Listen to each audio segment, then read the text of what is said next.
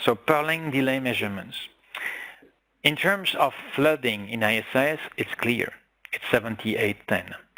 For OSPF, it's also standardized 7471, and for BGPLS, this is this draft. From a delay characterization viewpoint on a per link basis, per adjacency basis, we have 4 values: the minimum, the average, the max, and the variance. So I'll come back to this later on what is important for us. Let's say that I measure it on a per link basis. Then we've seen how to flood it. Now, how to use it, there are 2 ways to use it. From a segment routing policy viewpoint, I build a policy and I say that I want to minimize the delay. And then I would build a segment list that is going to enforce the low latency, the low delay path. That's the segment routing policy usage of the delay. If I use the IGP flex algorithm, then I would use it here. I would say flexible algorithm, let's say 128, is the metric type delay. So it's the usage of it. Now we've seen how to flood it. We've seen how to use it. Now let's see how to measure it.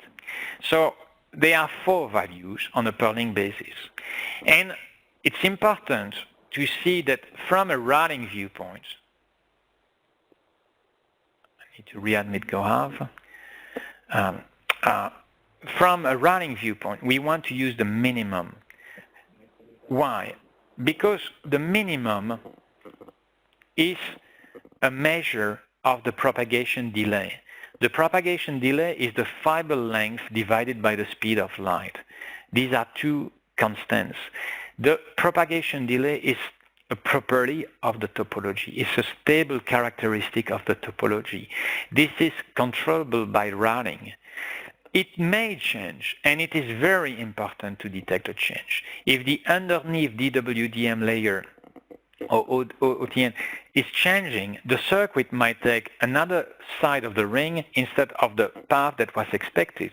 And most often the IP people don't know about it.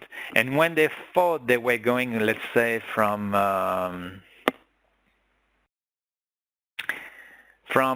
Paris to Brussels direct, which is 200 kilometers, maybe the other side of the ring is actually going via Strasbourg, maybe Zurich, and then Frankfurt, and then back, and maybe you're taking 3, 4, 5 milliseconds more by going the other side of the ring.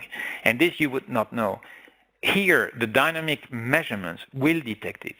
So it will detect a transition of the propagation delay that is very important to know, that may occur, but it doesn't occur frequently. So it's really what we want from a routing viewpoint. On the other side, if we look at the average, the maximum, and the variance, these ones are sensitive to the traffic. They vary every microsecond. They could be high, low, changing every microsecond. It's uncontrollable by routing. This is controllable by QoS, capacity planning. So either best by capacity planning and then by QoS in terms of, let's say, priority queue, with fair queuing, etc., and then congestion management technique, tail drop, and red, etc. Okay? So when we're going to measure, we're going to treat differently the minimum from the rest, and you will see more later on. How to enable the measurement? This is easy. On a node, I do performance dash measurement, interface, and then delay measurements. That's it. Immediately, if ISIS runs on that link, it will start flooding the delay. If you don't want it, you could disable it, but we optimize for simplicity to, like it's the segment routing spirit, we want it to be as automated as possible. You can, once you enable it, by default it's 2-way measurements, but we support 1-way measurement as well. The 1-way measurements needs the clock synchronization between the 2 devices, as we don't know in practice if the other one will, if we will have that clock synchronization. By default we do 2-way. But again, if you have the clock synchronization, you can do 1-way. So we send a probe from 1 to 2. We collect the timestamp at transmission. We collect the timestamp at receive. Then the reply collects the transmit and the receive. So the one-way is T2 minus T1. The two-way is this plus T4 minus T3. Obviously, now allocated to one link, you would divide it by 2. What is the type of probe that we use? Spirit again of segment routing. We don't want to invent anything unneeded. So it's RFC 6374. So all standardized, etc. There's nothing new here. By default, and we are finalizing the code. The code is shipping in July. If there is anyone that is very interested in this and would like to review the details of the default, help us. That's the right time. So I'll indicate where we have a little of hesitation, and any feedback guidance will be really welcome.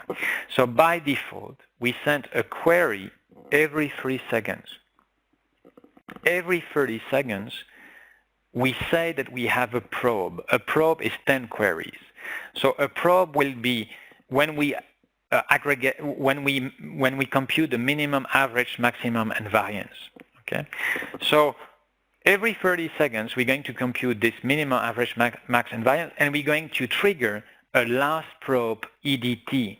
EDT means event-driven telemetry, which means that from a network analytics viewpoint, we don't lose any information. Every 120 seconds, so every 4 probes or every 40 queries, we do a last aggregation EDT, which is the minimum, the average, the max, and the variation over the last 120 seconds. Specifically, what we do every 120 seconds is that we do a check on the variation of the minimum delay. If the minimum delay has significantly changed, we trigger an ISIS flood. Else, we don't flood anything. So it's very important that we don't lose any information from an analytics viewpoint because we telemetry it and we have histogram data database on the router to keep track of everything. But from a routing viewpoint, by default, we are going to be optimized for stability to avoid churn. We don't want to flood for little variations. So that's where any feedback is also welcome. So what is significant?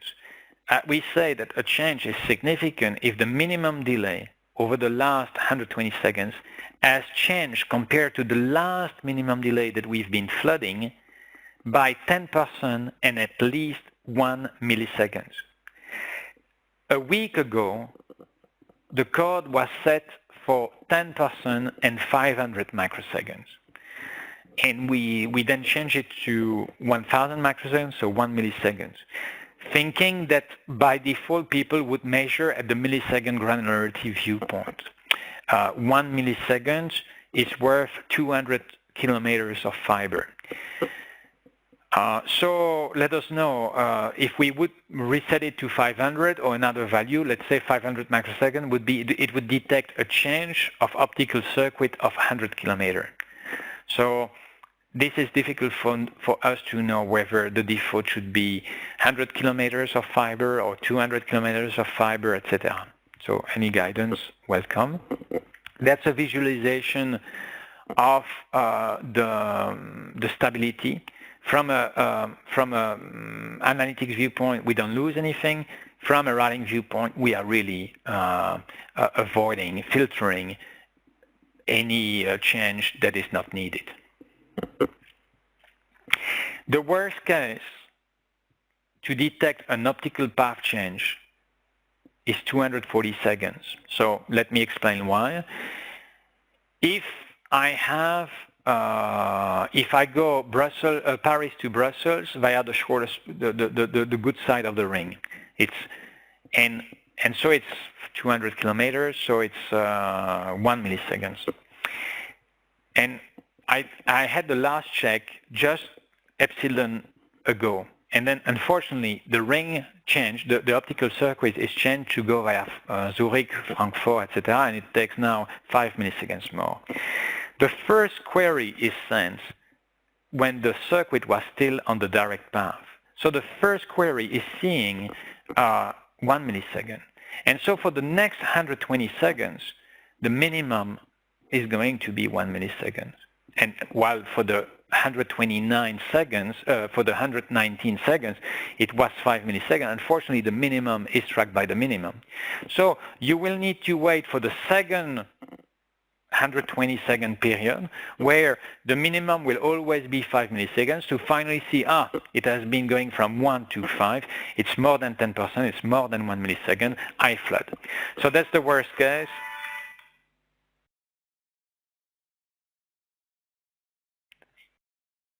So that's the worst case. By default, there is an accelerated mode. It's a single line of config that you can enable, and then we would detect it in 60 seconds. Then, obviously, if you want to customize, the team has done ample customization. You can customize what we call the accelerated mode. You can customize all of the values, etc. And you will see in the slides that I will send. It's in the appendix, all of the details. Obviously, the goal would be to avoid people to customize. So that's why we've been trying to make the default as good as possible. We can talk about the bundle. We can also talk about the SR. So what is the next step for us? We're going to do the delay measurement on a per policy viewpoint. So imagine that I have a VPN route that is signaled to my colleague Jacob in San Jose. The next stop is Clarence, but the caller says low delay. Now, Jacob would, not necessarily Jacob, but the operation team would want to see what is the real delay for that VPN service from Jacob to me. They can see it link by link, but what is it for what the customer sees? So that's what we will support in the next step.